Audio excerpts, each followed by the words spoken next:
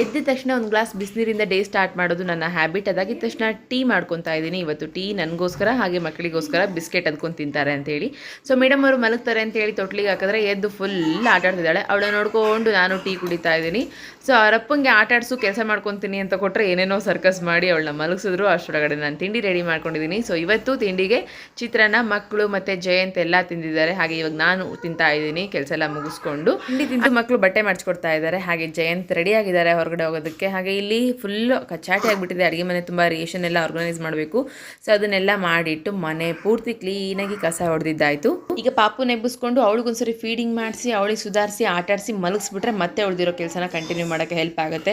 ಅದರಲ್ಲೂ ಇವತ್ತು ಸ್ವಲ್ಪ ವಿಡಿಯೋಸ್ ಮಾಡೋದಿದೆ, ರೆಡಿ ಆಗಬೇಕು ಸ್ನಾನ ಮಾಡಿಕೊಂಡು. ಕುದಿಯೋದ್ರೊಳಗಡೆ ಇವಳಿಗೆ ಹಾಲು ಕಾಯಿಸ್ಕೊಟ್ಟು ಪಾಪುನ ಹೊರಗಡೆ ಆಟಾಡಕ್ಕೆ ಹಾಕಿ ಹಾಗೆ ಜಯಂತ್ ಬಂದಿದ ತಕ್ಷಣ ಹಣ್ಣನ್ನು ನೀರಲ್ಲಿ ಹಾಕೊಟ್ಟು ತಿಂತಾ ಇದ್ದಾರೆ.